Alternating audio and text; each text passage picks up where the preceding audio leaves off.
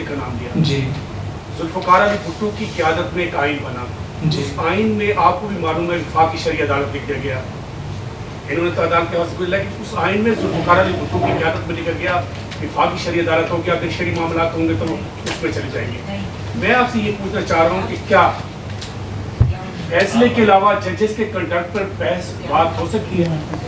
فیصلے کے علاوہ ججز کے کنڈکٹ پر بات ہو سکتی ہے؟ جس طرح کہ میڈم آپ سے سوال ہے کیونکہ آپ کی ایک نمائندگی آج ہو رہی ہے اس پریس کانفرنس سے کے جو پاکستان میں آپ کی کمیونٹی کی طرف سے ہمیں ایک رد عمل چاہیے تھا. یہ جو پاکستان میں جلاؤ گھراؤ تشدد اور یہ جو واقعات ہوئے دفاعی تنظیمات پر حملے, اس پر اگر میڈم کو پھر کیا ہمارا آپ پہلے وہ آئین کے جو میرے خیال سے جو ٹرانسجینڈر لا کا جو فیصلہ ہے اس کے اوپر اور رول آف شرعی عدالت کے اوپر ہم ضرور بات کریں گے. اور طاہرہ آپا جو ہے وہ اس جو آپ کا دوسرا جو رسپانس فیڈرل شریعت کورٹ کی جو تاریخ ہے وہ طاہرہ عبداللہ صاحبہ جو ہے وہ کچھ بتائیں گی. بٹ بیسکلی جو ہے وہ آئین میں اوریجنلی نہیں تھا, یہ ضیاء الحق کی کریشن ہے اور 1980 میں ضیاء الحق صاحب کی کریشن تھی. اور جیسے ہم جانتے ہیں کہ اسلامائزیشن کا ایک پروسیس انہوں نے شروع کیا تھا ریاست کے لیول پہ, اس سے پہلے یہ کورٹ ایگزسٹ نہیں کرتی تھی اور انہوں نے یہ کورٹ بنائی. دیکھیں ہمارا رد عمل جو ہے وہ ٹرانسجینڈر کمیونٹی کے قتلوں کے اوپر ہے, ہمارا رد عمل ہمارے خواجہ سرا کمیونٹی کے اوپر ہونے والے مظالم کے اوپر ہے, اور ہمارا رد عمل ہمارے خواجہ سرا کمیونٹی کے خلاف جو سیلاب کے فنڈڈ پیسے, جو ایڈ کے پیسے لے کے جماعت اسلامی, جمعیت علماء اسلام, ان کے مدرسوں کے نام پر اکٹھے کیے ہوئے فنڈ سے جو پیسے اکٹھے کر کے ہمارے خلاف آن لائن کیمپین کی جا رہی ہے, اس کے اوپر رد عمل ہمارا ہے. اور ہم اس کے اوپر بہت غصے میں ہیں, اور ہم کسی بھی صورت میں ہماری کمیونٹی پہ کوئی بھی اٹیک, ہمارے کمیونٹی کے رائٹس لینے کی جو کوشش ہے, ہم اس کو بالکل نہیں برداشت کرتے. اچھا ایسا ہے, آپ نے سیاسی باتیں زیادہ کی ہیں اور اپنی جو آج کا فیصلہ اس کے بارے میں بہت کم بات کی. جدید صاحب نے کچھ بات کی, آرٹیکل 7, آرٹیکل 3, آرٹیکل 2F اور 2N کو جو ہے اس نے نل اینڈ وائڈ قرار دیا ہے, عدالت نے اس کو قلم قرار دیا. اس والے بات کہ یہ آرٹیکل ہے کیا, آپ کا کیا آرٹیکل کے اوپر آپ لوگوں کا کیا موقف ہے, شریعت کورٹ نے کیا کہا, آپ کا موقف کیا ہے, اپنا موقف بتائیں. جی یہ ایکٹ پہلے میں آپ کو بتا دوں کہ جب بنی تھی تو اس میں خواجہ سرا کمیونٹی کا کنسنسس لیا گیا تھا, ان کو انوالو کیا گیا تھا, ان سے پوچھا گیا تھا کہ یہ قانون ہم بنا رہے ہیں آپ کے لیے تو اس قانون کی شکل کیا ہونی چاہیے. اس ایکٹ کا جو اوریجنل ڈرافٹ تھا اس میں میڈیکل اسیسمنٹ بھی تھی, لیکن کمیونٹی سے پوچھا گیا کہ کیا آپ کو یہ منظور ہے, اور انہوں نے کہا یہ ہمیں منظور نہیں ہے. اسلم خاکی کیس جو 2009 سے 2013 میں چلا تھا, جس میں سپریم کورٹ نے پہلی دفعہ خواجہ سراؤں کو لیگل ریکگنیشن CNIC دینے کی بات پہلی دفعہ تب ہوئی تھی, اس کورٹ نے بھی ایونچولی یہی کہا تھا کہ نہیں ہم میڈیکل اسیسمنٹ نہیں کروا سکتے کیونکہ آئین کہتا ہے کہ ڈسکریمنیشن نہیں ہوگی کسی کے بھی ساتھ. اور انہوں نے سپریم کورٹ نے نوٹس لیا کہ کمیونٹی جو کہہ رہی ہے کہ آپ مردوں اور عورتوں کا جو ہے میڈیکل اسیسمنٹ نہیں کرواتے CNIC دینے سے پہلے, تو خواجہ سراؤں کا کیوں کریں. اس جو بات 2013 میں ہوئی, پھر 2018 میں جب وہ قانون بنا تو اس میں اس کو ایک شک کے طور پر انکلوڈ کیا گیا. سیکشن 3 کی جو آپ بات کر رہے ہیں, انہوں نے کہا کہ جو شخص بھی ٹرانسجینڈر پرسن کی ڈیفینیشن میں آتا ہے اس کو یہ حق دیا گیا ہے قانون میں کہ وہ جائے نادرا میں اور کہے کہ میرا CNIC بدل دیں, اور اس میں میرا جو جینڈر ہے وہ میل یا فیمیل جو بھی اس کو پیدائش پہ دیا گیا ہے اس سے بدل دیں, اور میں خواجہ سرا ریکگنائز کیا جاؤں. لیکن چینج اس میں میل سے ایکس ہوتی ہے یا فیمیل سے ایکس ہوتی ہے, میل ٹو فیمیل نہیں ہوتی, نہ فیمیل ٹو میل ہوتی ہے. اسی طرح جو ہے وہ جو بات کی گئی تھی کہ ہم جنس پرستی اس سے پھیلے گی کہ کوئی عورت اٹھ کے یا کوئی مرد اٹھ کے کہہ دے کہ میں عورت ہوں اور وہ پھر بعد میں شادی کر دے, ایسا کوئی قانونی طور پر ایسا ہو ہی نہیں سکتا. ایک تو ایکٹ کے اندر جو رولز بنے ہیں وہ بہت کلیئرلی کہتے ہیں کہ چینج جو آئے گی CNIC کی سیکشن 3 کے اندر وہ میل ٹو ایکس ہوگی یا فیمیل ٹو ایکس ہوگی. پاکستان میں کوئی ایسا قانون نہیں ہے انکلوڈنگ مسلم فیملیز آرڈیننس جس کے اندر شادیاں یا نکاح رجسٹرڈ ہوتے ہیں کوئی ایسی شک نہیں ہے اس میں جہاں پہ لکھا ہوا ہے کہ کسی کا ایکس CNIC ہو تو وہ شادی کر سکتا ہے، ہو بھی نہیں سکتی، ممکن ہی نہیں ہے، ٹھیک ہے. تو سیکشن 3 کو کورٹ نے انویلیڈیٹ کیا ہے اور یہ کہا ہے کہ یہ قرآن و سنت انجکشنز کے خلاف ہے. انہوں نے یہ اس لیے کہا ہے کہ انہیں لگتا ہے کہ جینڈر کا تعین صرف بایولوجیکل سیکس کے اوپر ہوتا ہے جو پیدائش کے وقت ظاہر ہوتا ہے، جو کہ جس سے ہم ڈس ایگری کرتے ہیں، کیونکہ اب تو سائنس کی بھی یہ کنسنسس ہے کہ کچھ لوگ ایسے ہوتے ہیں کہ اگر آپ انٹرسیکس ہیں تو انٹرسیکس وہ لوگ جن کے پیدائشی طور پر یہ ڈٹرمن نہیں ہوتا کہ وہ میل یا فیمیل ہیں، بہت سارے ایسے ہوتے ہیں جو بلوغت تک جب پہنچتے ہیں تب جا کے ان کو پتہ چلتا ہے کہ ہمیں دونوں آرگنز ہیں، عورت کے بھی مرد کے بھی. تو بلوغت سے پہلے ان کو جینڈر تو اسائن ہو چکا ہوتا ہے مرد کا یا عورت کا، تو وہ شخص کیا کرے اس وقت.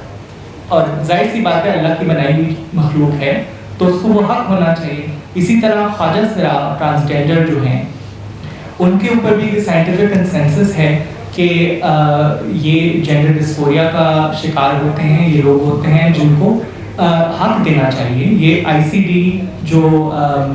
سیکشول ڈسآرڈرز کی جو لسٹ ہے اس میں ریکگنائزڈ ہے، پوری انٹرنیشنل کمیونٹی اور سائنٹیفک کمیونٹیز کے اوپر ان کا کنسنسس ہے. لیکن کورٹ نے سب کو رد کر دیا. ہمیں ساری ایویڈنس پریزنٹ کی تھی کورٹ کو، اس کے بارے میں کوئی بات نہیں کی گئی اور اس کو رد کر دیا گیا ہے اور سیکشن 3 کو ہٹا دیا گیا ہے. پھر آپ نے جو پوچھا تھا جو جی وہ جو سیکشنز ہیں وہ ٹرانسجینڈر پرسن کی ڈیفینیشن کے بارے میں ہیں کہ کون سا شخص ہے جو اس ایکٹ کے اندر جس کو پروٹیکشنز ملیں گی. اس میں 3 شکیں ہیں. پہلی شک وہ لوگ ہیں جو انٹرسیکس ہیں، جن کے پیدائشی طور پہ کلیئر نہیں ہوتا کہ وہ مرد ہیں عورت ہیں. دوسرے لوگ ہیں یونک اسے کہتے ہیں جس کے اعضاء مرد کے پیدا ہوں اس کے ساتھ لیکن اس کے اعضاء کاٹ دی جائیں یا نہ ہوں. اور کورٹ نے ان دونوں پروویژنس کو سیو کیا ہے اور کہا ہے کہ یہ اسلام کے خلاف نہیں ہے، یہ ویسی ہی رہیں گی جیسی ہیں. کورٹ نے 2 and 3 کو اسٹرائک ڈاؤن کیا ہے. 2 and 3 یہ کہتی ہے کہ ٹرانسجینڈر مین، ٹرانسجینڈر وومن، خواجہ سرا اور کوئی بھی ایسا شخص جس کا سیکس بایولوجیکل سیکس اور جینڈر میچ نہ کرتا ہو وہ بھی ٹرانسجینڈر ہے. اور جس طرح کہ میں نے کہا ہے کہ کورٹ کی پوزیشن ہے کہ جینڈر صرف بایولوجیکل سیکس کے حساب سے ڈٹرمن کیا جاتا ہے، تو انہوں نے اس کو اسٹرائک ڈاؤن کر دیا. جی یہ بتائیے گا کہ 2018 میں جو قانون پاس ہوا اس میں بھی آپ کے کچھ لوگ جو ہے اس کے حق میں تھے اور کچھ مخالف تھے. ابھی پچھلے دنوں بھی ایک جو قانون پاس ہوا اس کے جو ریٹ دائر کی گئی اس کے خلاف کچھ لوگ اور کچھ حق میں تھے. ادھر پریس کانفرنس بھی کی گئی اور ریلیاں بھی نکالی گئی. کیا آپ یہ نہیں سمجھتے کہ آپ سب لوگ جب ایک پلیٹ فارم پہ ہوں گے تب آپ کی آواز سنی جائے گی؟ دیکھیں ہماری خواجہ سرا کمیونٹی ٹرانسجینڈر کمیونٹی ایک ہی پلیٹ فارم کے اوپر ہے اور ایک ہی جگہ پہ اوپر ہمارا کنسنسس ہے. ہماری جو شناخت ہے، ہم اس کو جس طریقے سے رہنا چاہتے ہیں وہ ہمیں پتہ ہے، اور ہماری آئیڈینٹی کیا ہے، ہم کیا ہوتے ہیں، وہ ہمیں پتہ ہے اور ہم سے بہتر کوئی نہیں جانتا. 2 یا 3 لوگ جن کو جماعت اسلامی نے اپنے ساتھ پیسے دے کے ان کو اکٹھا کیا اور ان کو وہاں پہ کورٹ میں لا کے اس قانون کے خلاف پارٹی بنا کے پریزنٹ کیا، جن کے ساتھ کبھی بھی آپ نے کمیونٹی کو نہیں دیکھا اور کمیونٹی نہیں آئی. تو اپنے سیاسی مفادات کے لیے، کیونکہ ابھی یہاں پہ ایک بھائی نے بات کی تھی کہ سیاسی باتیں، بیکاز یہ جو سارا کا سارا ایجنڈا اور پروپیگنڈا ہوا ہے خواجہ سرا کمیونٹی کے خلاف، دس از دا پولیٹیکل جو پروپیگنڈا جو پولیٹیکل پارٹیز کی طرف سے ڈریون ہے. تو اس میں جو ہے وہ کوئی اس طرح کا، ہم لوگ سب ایک ہی ہیں اور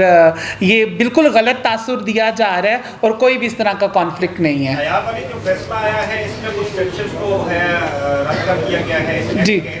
یہ 13 کے جو اپلیکینٹ تھے ان سب نے ان سیکشنز کو ٹارگٹ کیا تھا یا انہوں نے پورے ایکٹ کو ٹارگٹ کیا تھا؟ یہ ان کو کس حد تک مطلب ان کو یہ ان کی مانگیں جو ہیں اس میں پوری ہوئی ہے کہ کچھ اور उन्होंने मांगा हो अदालत से, उन्होंने ना दिया अदालत ने कुछ, आप क्या करेंगे? जी, उन्होंने कहा था कि जो कानून है, कानून में चांसेस हैं कि जी ये हम जिन्स परस्ती इससे हो सकेगी, उसको अदालत ने सिर्फ रद्द किया। बाकी उन्होंने रद्द करने के साथ साथ पूरा का पूरा कानून, जिसमें सिर्फ इंटरसेक्स पर्सन को उन्होंने रखा है, बाकी जो ट्रांसजेंडर लॉ के अंदर ट्रांसजेंडर की, जिस तरह जरी ने आपको बताया कि 3 किस्म की जो तारीफ़ की गई थी, उसमें 2 तारीफ़ें उन्होंने हटा दी हैं और उन्होंने कहा है कि ये इस्लाम के अगेंस्ट है। हमने इसके ऊपर रिसर्चेस भी प्रेजेंट की। उन्होंने असल में वो वाली अपनी एजुकेशन फॉलो की जो शायद ऊँटों और घोड़ों के ज़माने में जो है वो इस्तेमाल होती थी। इसको मैं इसी तरह मिसाल दूंगी कि शायद उन्होंने वो आजकल के वो लोग जो कहते हैं कि हवाई जहाज़ में उड़ना भी हराम है और आप गाड़ी भी नहीं यूज़ कर सकते क्योंकि वो पुराने जो इस्लाम के ज़माने में नहीं थी, तो उन्होंने उस तरह की चीज़ों को ज़हन में रखते हुए ये प्रोसीडिंग, उसकी जो जजमेंट लिखी है, जो लेटेस्ट मॉडर्न साइंस है उसको उन्होंने ना उन्होंने कंसल्ट किया, ना उन्होंने उसके साथ उसके रेफरेंस कोट किए, और वही रेफरेंस कोट किए वही जो आप रोज़मर्रा टीवी के ऊपर, मेरे ख़्याल से वो चीफ़ जस्टिस साहब ने जो फ़ैसला लिखा है वो